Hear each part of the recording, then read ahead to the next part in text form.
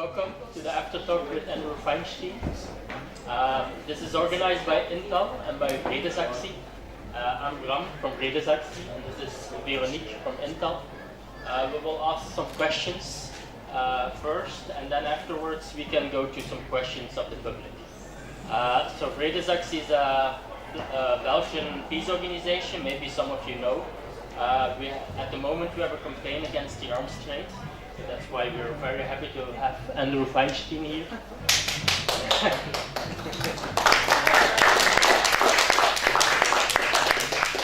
You don't even have to do anything. I'll just sit here. Maybe Veronique can say something more about INTAL? Yeah. Hello, welcome everybody. Do you hear? Is this working? It's working. Yeah. Okay. So I'm Veronique from INTAL. We are a movement for international solidarity, volunteers. So afterwards you're all welcome to join us. We have several chapters in Belgium, and we are active on campaigns against, for example, the fighter jets, which I think will be a topic of now. Campaigns for Palestine, solidarity with Palestine, Philippines, Congo and Latin America. We support actually social movements over there who fight for social justice, and so we do campaigns in Belgium to weigh on the political debates on all those topics. So we will talk about the international arms trade, but also about the procurement of new fighter jets, about Belgian arms trade, about Israel-Palestine and how the struggle against apartheid can be an inspiration. The struggle against apartheid in South Africa can be an inspiration for the Palestine struggle. But first I'll introduce Andrew Feinstein. Andrew has written this wonderful book, which I recommend everybody or buy. He sells it really at very low prices, so don't hesitate to talk to him afterwards. So Andrew is by now, I think, an international expert. I think I can tell you an international expert in arms trade. He has written this book. This book has also been put to a documentary, which has been shown earlier today. But Andrew actually started this political commitment in the struggle against apartheid in South Africa. He became an MEP in the government of Nelson Mandela. But what I actually want to ask you, Andrew, is what triggered you to become active against arms trade? First of all, thank you very much to INTAL and to Vredesactie for organizing the screening and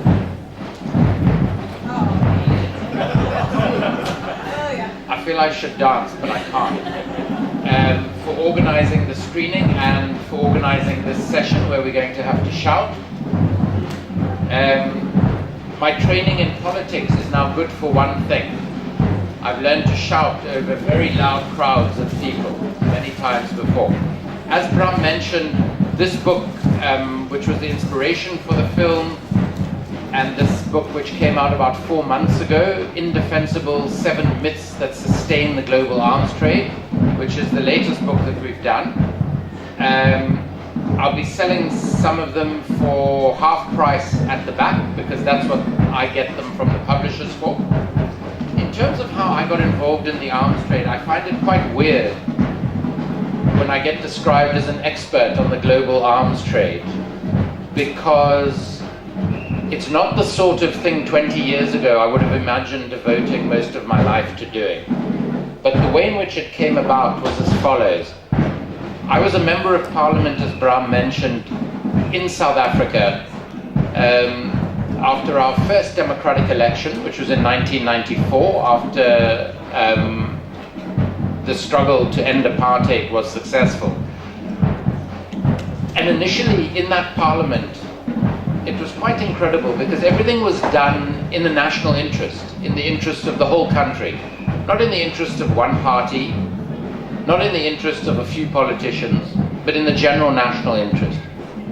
But as soon as Nelson Mandela announced that he was going to retire after 4 years in office, that changed.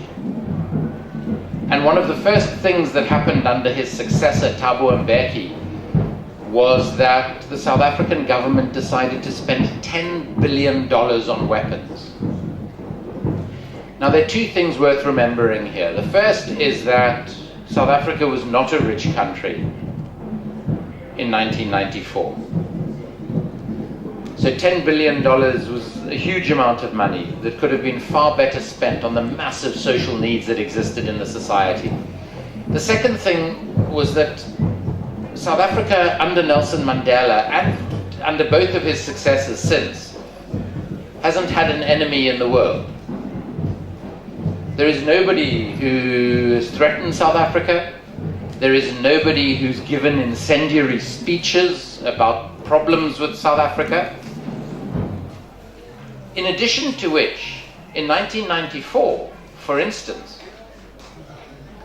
we had so much military equipment from the apartheid government that we had 14 jet fighters that had never even been unpacked and assembled because we didn't need them. But we bought 26 more from a British and a Swedish company, BAE and SAR. $300 million of bribes were paid on those contracts. $300 million.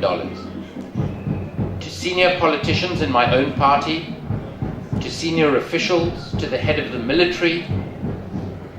And initially when I ran the main financial oversight committee in Parliament, and a report came to our committee to investigate the corruption in this deal. And immediately the president of both the ANC and the country said to me, "You will not investigate this." And I said, "But it's our constitutional responsibility to." So he said, "If you investigate this deal, we are going to throw you out of Parliament." So I continued to try and investigate. And the night before they were going to kick me out of Parliament, I resigned. And I then spent the next 5 years investigating that deal. And my first book was about that deal, the corruption, the costs to the country, which those of you who were at the film would have heard me say, the time that we decided to spend the $10 billion on weapons, our then President Thabo Mbeki said we did not have enough money to buy life-saving medication for the almost 6 million South Africans who were living with HIV or AIDS at that time. South Africa at that point had the highest number of AIDS sufferers relative to our population in the world.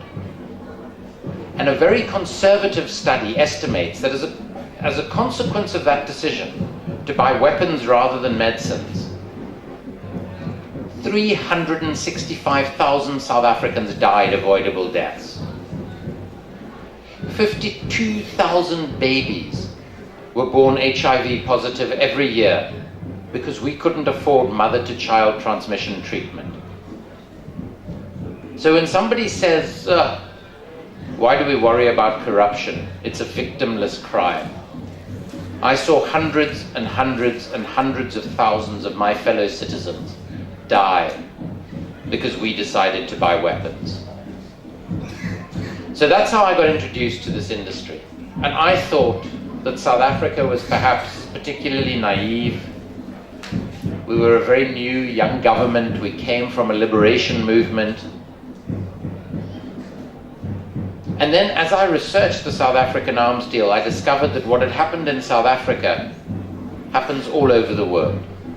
This is what the world's arms industry, led by the United States of America, which produces between 1/3 and 50% of all of the weapons armaments in any given year. The United Kingdom, Germany, France, Holland, Belgium, Russia, China, and of course Israel.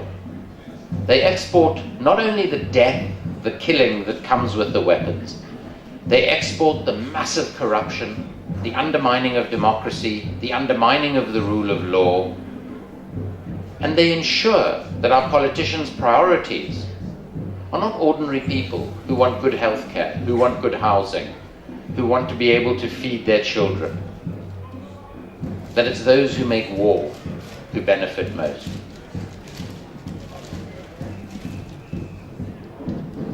As you probably know, Belgium is at this moment considering or procuring new fighter jets. Probably they will opt for the F-35. These fighter jets will likely cost up to 15 billion euros. At the same time, the Belgian government is cutting in social security.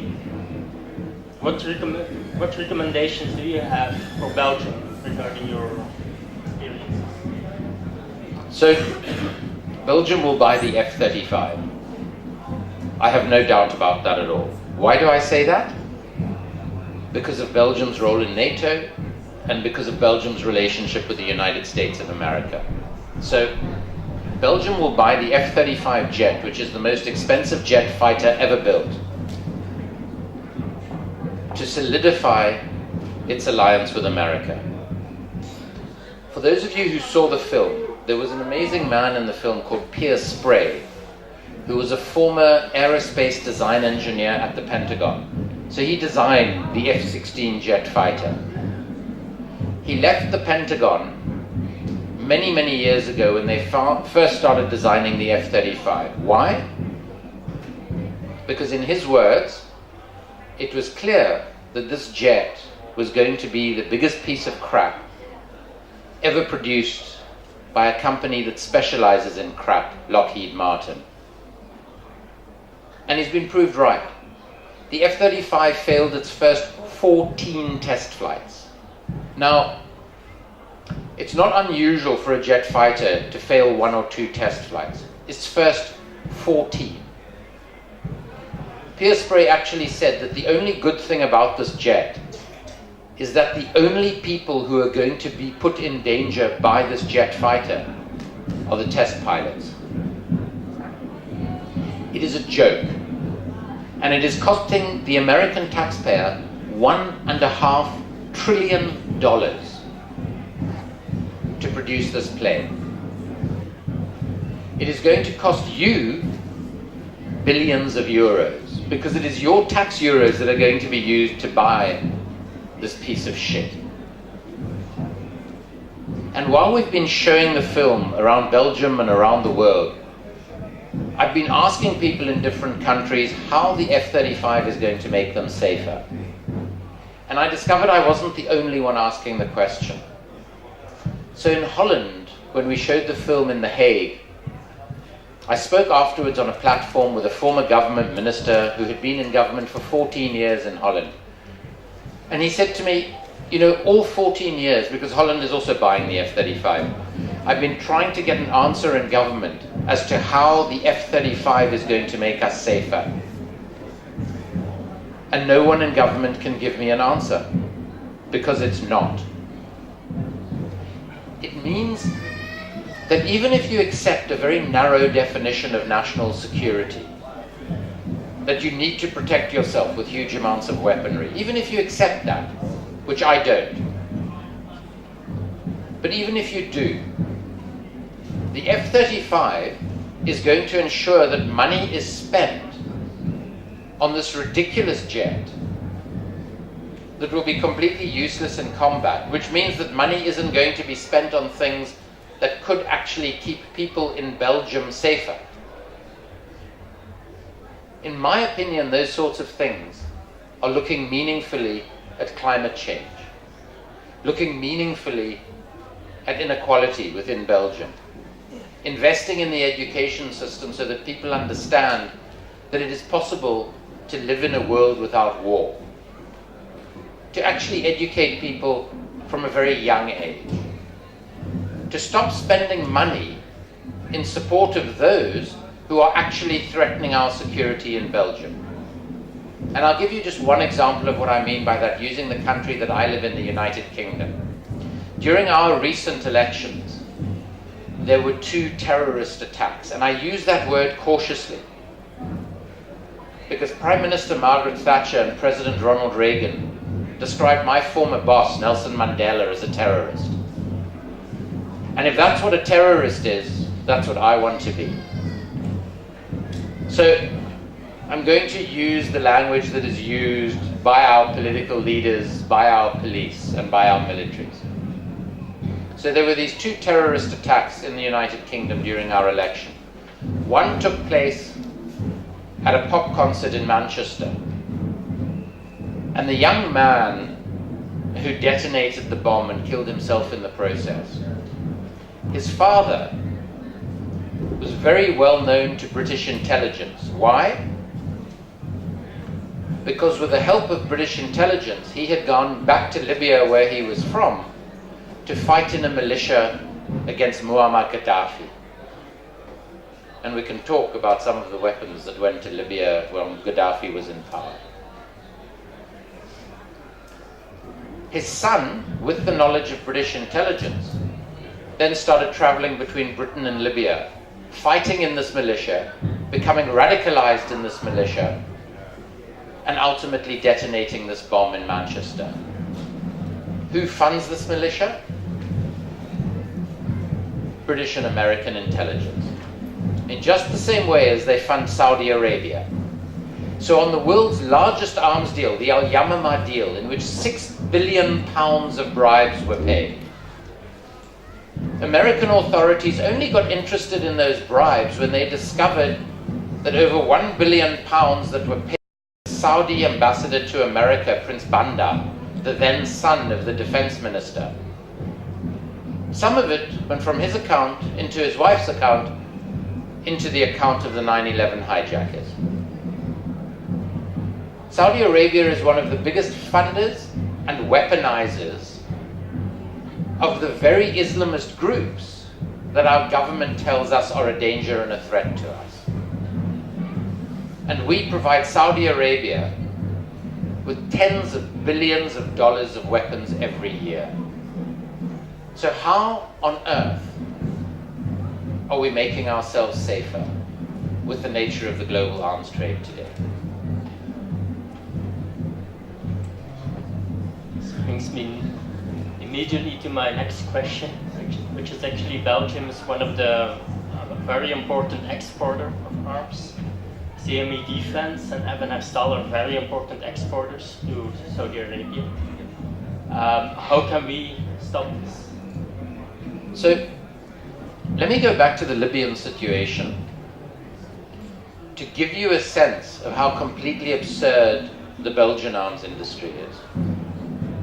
Herstal sold an enormous number of rifles, of rocket launchers to Colonel Gaddafi. When Gaddafi was overthrown, that weaponry landed up on the black market across the world. And anybody could buy it. I almost bought a surface-to-air missile on the internet from somebody who had liberated it from one of Gaddafi's stockpiles in Libya after he was overthrown. On the internet. That could bring down a passenger jet. Belgium, through NATO, then utilizes its F-16s to bomb Gaddafi's military installations in support of the militias fighting him when they had actually armed him. So who's doing well out of this transaction? The weapons makers, who make the rifles, the launchers, the F-16s, the bombs and missiles that are used. Who suffers the consequences? You, the Belgian taxpayer, because you're funding these operations, and your government massively subsidizes Herstal and other Belgian companies that are making weapons that are being sold.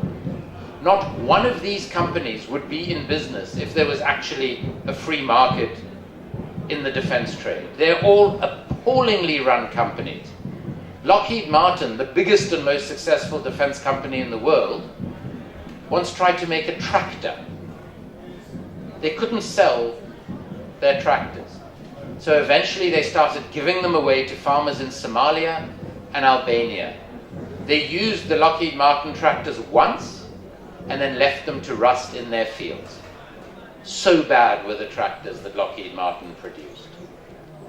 But these are the people who benefit from the sort of nonsense that happened in Libya. And what about the Libyan people? Thousands upon thousands of people have died in this glorious revolution that NATO supported. For a country that is far less stable than it was even under Muammar Gaddafi. For a country in which there are far more human rights abuses of its own citizens even than there were under the very brutal Muammar Gaddafi. So what can we do about it? This is your money. These are your politicians who are doing these arms deals in your name. You know, I lived in a country where we had to fight for our freedom. And today we have a politician who is democratically elected, but is deeply, deeply corrupt. There are more social protests in South Africa, 17 a day on average, against the democratically elected government than there are anywhere else in the world. I come to Europe, and I live in the United Kingdom, where the government tells us it's fine that 1/3 of nurses in the National Health Service have to use food banks to survive. It's fine that the United Kingdom has more food banks today than at any time since the last months of World War II. But they're going to spend £209 billion on renewing the Trident nuclear missiles. And they've just given an extra £398 million a year to the royal family. This is the insanity of the societies we live in today. And if we as citizens don't do something about it, who is? So the way you're going to change it is by supporting organizations like these, by actually getting out onto the streets and making clear to your politicians, to your captains of industry, that this is unacceptable to you. And as some people in this audience have started doing, refusing to pay the percentage of your taxation that is used to subsidize the Belgian weapons industry. Because unless we do these things, the global trade in weapons around the world and in Belgium is going to remain unchanged. And if you're comfortable with your tax euros being used to generate more corruption around the world, because this industry accounts for 40% of all corruption in global trade. 40%. If you're happy with your tax euros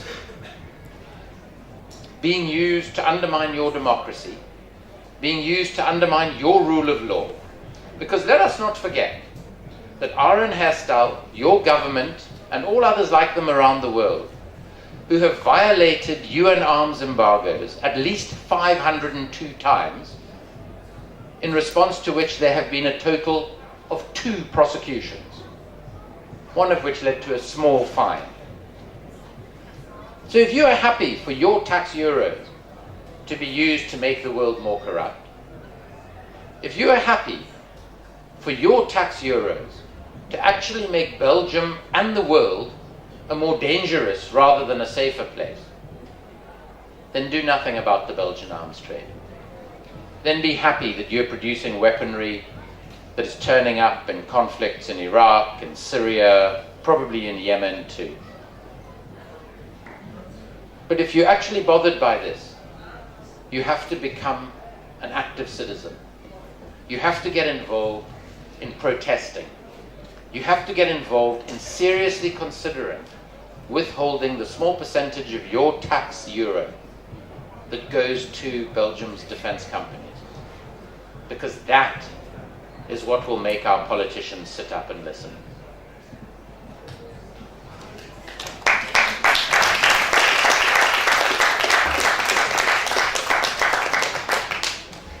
Some of our policymakers will counter that by saying that we cannot do that we should keep investing in these arms companies because they're good for our economy. What you have to say against that? So in this book, Indefensible, one of the myths of the global arms trade is that they are good for our national economies and for the global economy. First of all, these businesses, including in Belgium, are a very small percentage of industry in a country. So in the United Kingdom, where we are told it's our most important manufacturing industry, it's less than 2.1% of our GDP. But far more important than their actual size and real significance, they drain growth and they are a terrible way to create jobs. Let me explain on both fronts. The spending of weaponry, the spending of money on the manufacture or purchase of weaponry, and Belgium is a net purchaser of weaponry, actually contracts a country's GDP. So the rest of Belgian industry is having to make up for what is spent on defense, be it in subsidies to your defense company, or be it on the purchase of weapons. Now, I'm from a generation of South Africans, white, male, of a certain age, who studied for far too long. Because the only way to stay out of the apartheid army was to go to university. So for my sins, I have 5 degrees. A number of them in economics, from terrible universities around the world, like Cambridge University in the UK and the University of California at Berkeley. And I didn't need any of those degrees to be able to tell you that the linkages between the defense economy and the civilian economy are extremely poor. There was a time, usually during wars, but also in these countries of Europe, soon after the Second World War, when the defense industrial base was actually very important at building up the economies of these countries. Since the 1970s, the defense sector has been a drain on the economies of Western Europe. But what about jobs? 3 separate studies have been done that shows that for every job in the defense sector, for the same amount of public investment, we could be creating between 3 and 7 jobs. So the same level of qualification of the people, the same level of pay, and using very similar skills, but in far more productive, less subsidized industries. Industries such as renewable energies, industries such as technological education, even industries such as motor manufacturing, between 3 and 7 jobs for the same cost of any single defense job. Now, why on earth would we invest in the defense jobs? Because our politicians can argue they're keeping us safe, even though they're doing the opposite, by having a big defense industry. And secondly, they can directly say that they are responsible for creating the jobs because of the levels of subsidies. So the main reason we are invested in these industries, even though they are not good for our economies, and all of the statistics and all of the studies are in this book, is because of the advantages it brings to our politicians. And let me tell you one more advantage this industry brings to our politicians. The flow of money between defense companies and political parties and individual politicians is bigger than in any other industry. There was a brief period in the 1990s when financial services were spending more on lobbying politicians, on providing campaign funding for politicians and political parties. But we've restored the status quo yet again. And today it's the defense companies that are the biggest contributors to political parties in Western Europe and in the United States of America.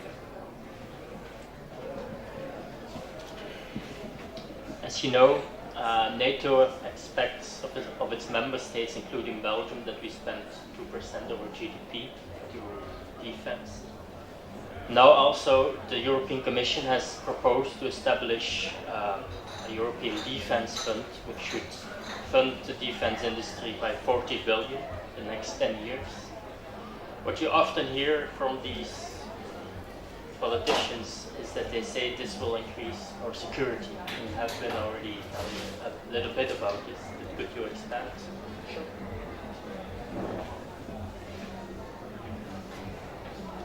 So NATO says 2% of GDP. I almost feel I shouldn't comment on that because the genius that is President Donald Trump has also announced the figure of 2% as being essential for any ally of the United States of America to invest. So who am I to suggest that he's wrong? I'm sure that, as on everything, he had hundreds of experts around him doing the maths, who then advised him. He fully understood what they said, and he then came up with this figure of 2%. It's nonsense. As anybody who can spell the word economics knows, to say that this is the level of spending required to defend Western Europe, to defend the United States of America, is an absurdity. It's an absolute absurdity. Because for Belgium to spend 2% of its GDP on defense, as against, for instance, Sweden spending 2% of its GDP on defense, they are two completely different economies. They're two completely different countries in terms of where they find themselves geographically, where they find themselves geopolitically. But somehow we've assessed across all of the NATO countries that each one of them needs to spend 2% of GDP on defense to keep itself safe. I mean, I could sit down and announce tomorrow that we have to spend 7.7% of our GDP on fighting climate change. And however much I believe that we need to be tackling climate change, I simply could not come up with that figure if I was an economist of any integrity. There is no economic formulae that I've ever heard of that enables us to come up with such a composite figure. It's a fabrication created by the bureaucrats of NATO working for our politicians. They assessed what is politically feasible to get away with, and they came up with a 2% of GDP figure. So how does this make us safer? Imagine if Belgium, to meet any threats that it might face, had to spend 0.9% of its GDP or 3.8% of its GDP to buy the stuff it actually needs. That's irrelevant, because we've decided on the magical figure of 2%. And even if that figure is more than we actually need to spend, so just say, and this is off the top of my head, Belgium should actually be spending 0.8% of its GDP on defense. What is the other 1.2% of your GDP going to be spent on? A miracle weapon that is going to be able to identify when an individual, for whatever his personal reasons might be, that he's going to attack some innocent people at a Brussels train station? Of course not. The miracle weapon is the F-35. Why? Because it can see inside that man's head? No, because it costs $1.5 trillion. That's why it's the miracle weapon.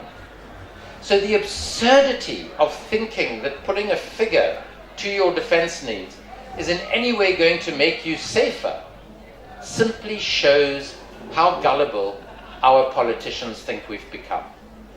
And frankly, it's not just an insult to all of our intelligence, it's an insult to the intelligence of those politicians as well.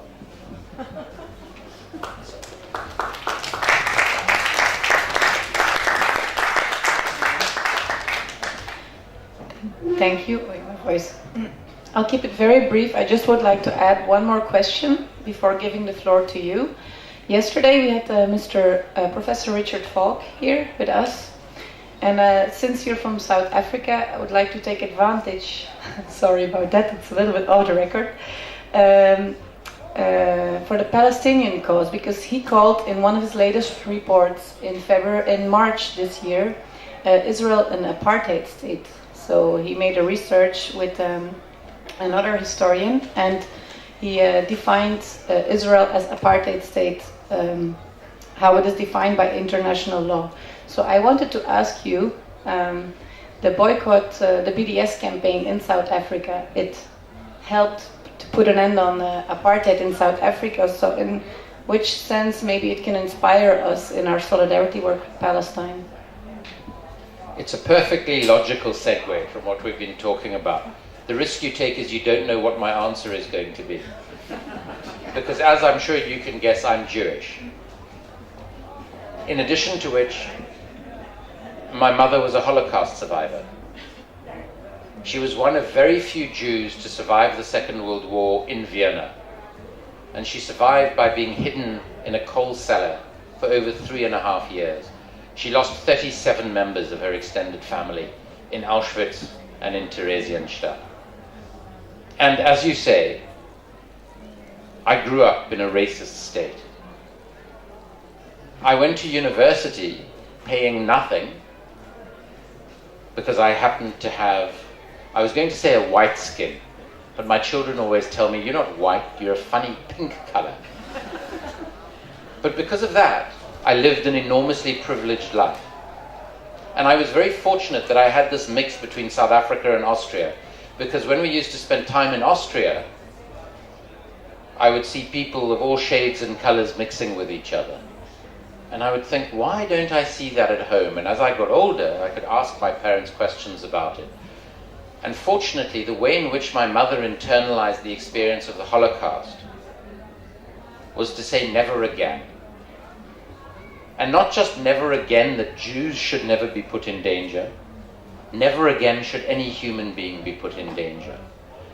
And that for me has been the lesson of the Holocaust. That's extremely important in the fact that I've devoted my life to politics. Because the Holocaust came about as a consequence of racism, ethnocentrism, a hatred of the other, and a dehumanization of the other. And unfortunately, the state of Israel does exactly the same thing. In what way is a Palestinian life worth less than an Israeli or a Jewish life? In what way is it okay, as happened to the daughter of a very close friend of mine in the occupied territories, for the Israeli military to shoot dead his 7-year-old daughter as she came out of a sweet shop? And for anybody who objects to the characterization of Israel as an apartheid state, I want to tell you one thing. Israel isn't like South Africa. There are all sorts of obvious political, contextual, and other differences. But there's another way in which Israel is different from South Africa. The apartheid that is practiced against the Palestinians in Israel is far, far more efficient and far, far more brutal than the awful apartheid that was practiced against the vast majority of black South Africans. Nowhere in South Africa did we have separate roads for black and white people like you do for Palestinians and Israelis.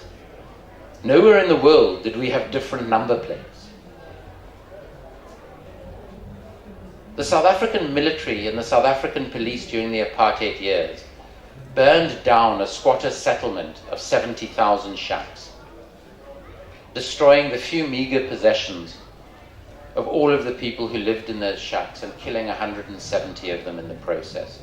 That's where I cut my political teeth in my late teens. That's where I was recruited into the ANC. Things like that are happening every day in the occupied territories.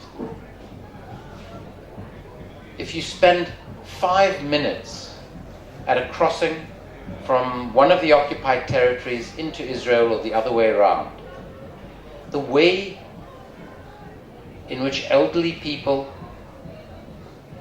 women, children, and especially men, interestingly, are humiliated, made to feel inferior by 18-year-old Israeli soldiers who have the power of life and death over them. And you ask yourself, this is happening in the name of ensuring that the Holocaust never happens again?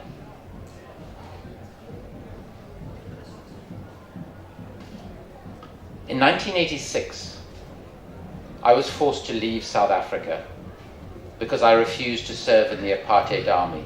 And I literally had to be smuggled out of the country because it was illegal for me to leave because I was due to start my military service 3 days later.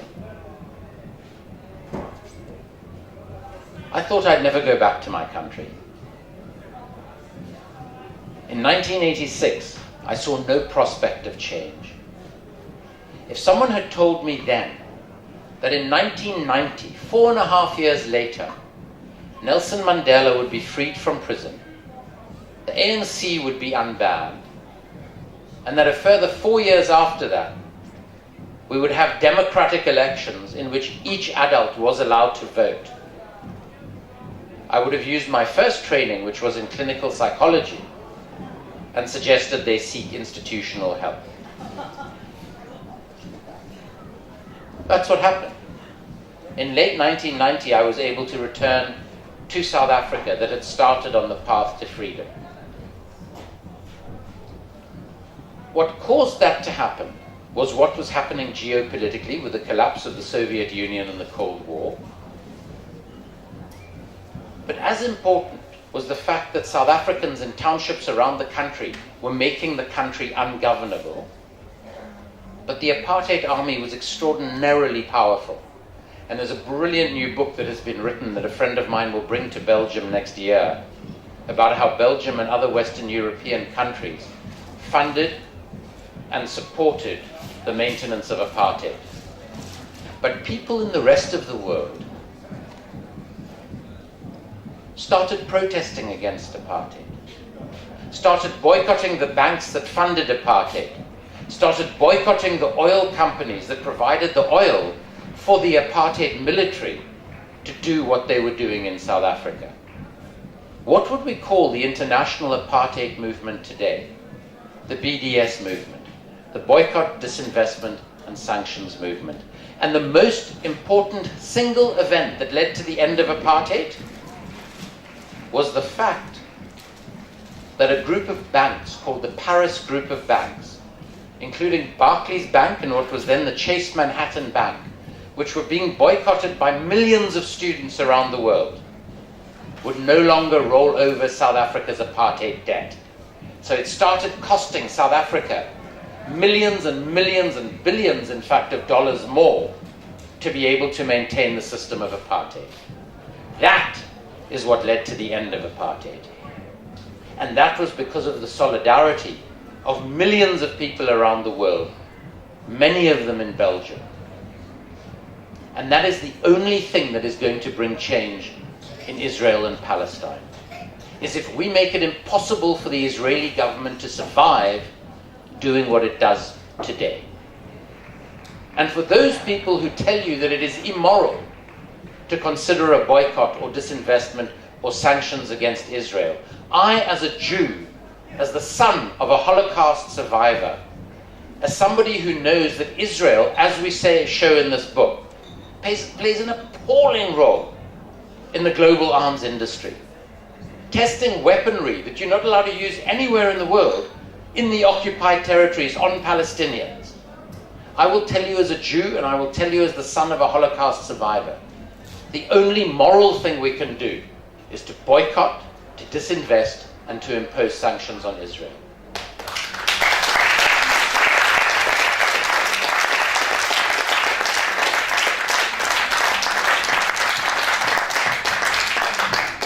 And finally, let me remind you of what my former boss Nelson Mandela said. And he said this long before we were in government. He said this within days of being released from 27 years in apartheid jails. He said, "Today I am free." Today in South Africa, we are nearing the end of our long walk to freedom. But none of us will be free until the Palestinian people are free.